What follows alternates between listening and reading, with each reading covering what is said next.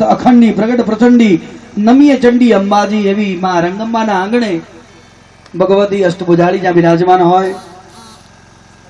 નવલી નવરાત્રી એમાં આઠમની રાતના હવન હોય ભગવતીના, અને ગામ આખું કહેવાય કે અબાલ વૃદ્ધ ઉમટ્યું હોય.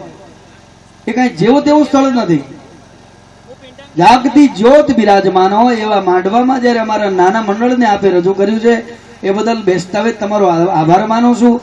પણ ત્રીજી વાર જે બોલાવું છું એટલે જેના મોઢામાં જીભ હોય એટલે જે પેલા બોલો, જેથી મારી કેસેટ ચાલુ થાય. અને જો આ બેનો પાછળ વાળી આગળની બેનો જોડે ના બોલતી હોય તો વાહે બેહી રહેજો, નહીં તો આગળ આવીને બેહેજો તમતાર.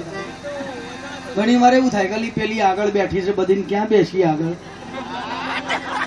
એટલે થોડા થોડા પાછળથી ભાઈઓ આગળ આવી જજો. આવડું મોટું ખેતર છે અને આપણે છીએ ખોબા જેવડા, એટલે બહુ દૂર ના બેસશો, નમ્ર વિનંતી.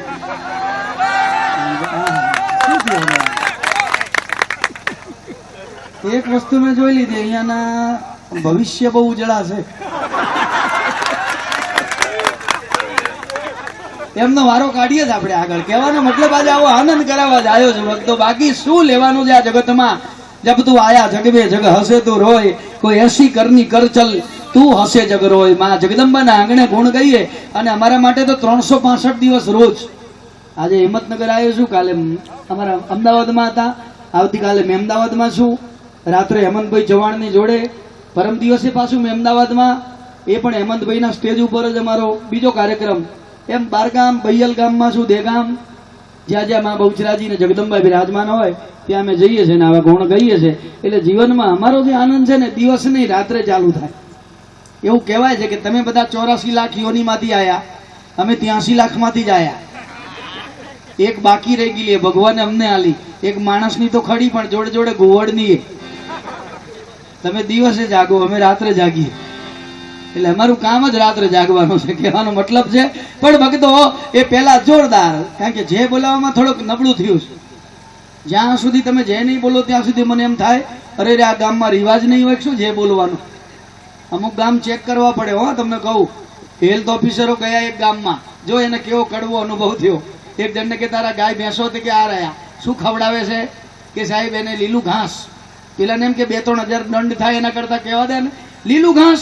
આ જમાનાની ગાયો ભેંસો ખાતી હશે અને 3000 રૂપિયા દંડ કરો. પેલાને પરસેવો વળી ગયો, સારું લીલું ઘાસ ના કીધું હોત તો સારું હતું. હા મેં વાળાને ઘેર ગયા, તારી ગાયો ક્યાં છે? કે આ રહી સાહેબ. શું ખવડાવે? કે સાહેબ આપણે જરાય લીલું ઘાસ નથી ખવડાવતા. કે પણ ખવડાવે શું એમ કે ને જળકટા. કે સાહેબ જો આપણે દાળ ભાત શાક રોટલી, દર રવિવારે શ્રીખંડ, સીઝન હોય તો કેરીનો રસ. એટલે આ ગાય કેરીના રસ ખાઈ શકતી હશે અને 3500 રૂપિયા દંડ કરો. હવે ગામ એવું ડેન્જર હતું, શી ખબર કયા સરદાર રહેતા હશે, પણ ત્રીજો ઉભો તો મોછ ઉપર આમ આમ કરીને આવો તો મારી બાજુ. ઓફિસરો એને ત્યાં ગયા, બોલ ભાઈ તારી ગાયો ભેંસો કે અંદર છે સાહેબ જોઈ લો. તો શું ખવડાવે છે ગાયોને? સાહેબ આપણે કાંઈ લીલું ઘાસ નથી ખવડાવતા અને દાળ ભાત શાક રોટલી કેન્સલ. પણ તો તે તું કરે છે શું કે આપણે રોકડા જ આલ દઈએ, તારે જે ખાવું હોય ખાઈ આવ. આવા ગામમાં પીડાઈ ગયો સાહેબ. એટલે અમુક ગામ મારે જે બોલાવીને ચેક કરવા પડે કે ભાઈ આ બરોબર છે કે નહીં. એક ગામમાં મેં એવું કીધેલું છે, જે ના બોલે તાલી ના પાડે અને બાજુવાળીની સોગન. તો હકીકતમાં એક બેન તાલી પાડતી હતી, હાવ બંધ થઈ ગયા.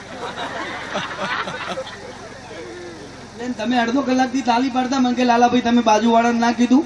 કે એમાં તને શું થયું? મને કે આ ગીતાડી જોડે કાલે પોણી માટે બબાલ થઈ. એને એમ કે જાય ગીતાડી બારો બાર. ગામ જોયા વગર સાહેબ કીધું છે ને કે વાંચ્યા વગર સહી ના કરવી, જાણ્યા વગર ફળ ના ખાવું અને પૂછ્યા વગર રસ્તો ના ઓળંગવો. એમ ગામ જોયા વગર અમે કેસેટ ચાલુ ના કરીએ, પેલા ગામ જોઈ લઈએ. નહીં તો ગામ જો કઠણાઈ વાળું મળી જાય ને તો અમારા જભા ઘેર મૂકીને જવું પડે. એટલે હકીકતમાં ગામ ચેક કરવું પડે. એક ગામમાં તો પૂર આવેલું, 700 જણા ફસાયા, ચારે બાજુ પાણી જ પાણી. સરપંચને બોલાયા, નેતાજીએ, સરપંચજી મારા મતદારો સલવાયા છે બધા. સરપંચ કે ભાઈ મારા તો ગામવાળા છે, તમારો તો મતદાર છે, પણ મારો તો પરિવાર છે બધો. કેટલા જણા છે? કે 700 જણા. નો પ્રોબ્લેમ, હેલિકોપ્ટર મંગાવો. હેલિકોપ્ટરથી બધા ગામવાળાને બચાવી લો, 25 જણાને. તે સાચું હેલિકોપ્ટર આવ્યું ને 25 જણને ઉપાડીને આમ મૂકી આવે, પાછું આમ જાય, પાછું આમ મૂકી આવે. 700 જણા પતી ગયા તોય અહીંયા 700 નું ટોળું થઈ ગયું. પછી હેલિકોપ્ટર વાળો પકડ્યો, સરપંચને બોલાય, સાહેબ અહીંયા આવો, તમારા ગામની ટોટલ વસ્તી કેટલી? કે 700 જણા. કે 700 તો ગણીને ઉતારી આવ્યો, આ રહ્યું કાગળિયું, તો અહીંયા ટોળું શેનું થયું? સરપંચ કે તારો બાપુ એના એ તરી તરીને પાછા જાય છે. ગામમાં પૂર આયા કે આવશે શી ખબર, પણ હેલિકોપ્ટર નો આટો તો ક્યારે ખાવા મળે. એટલે અમુક ચેકિંગ ન થાય ત્યાં સુધી મજા નહીં આવે ભક્તો. તમારી જે ઉપર મદાર છે, બોલીએ બહુચારા આદિશક્તિ શ્રી અંબે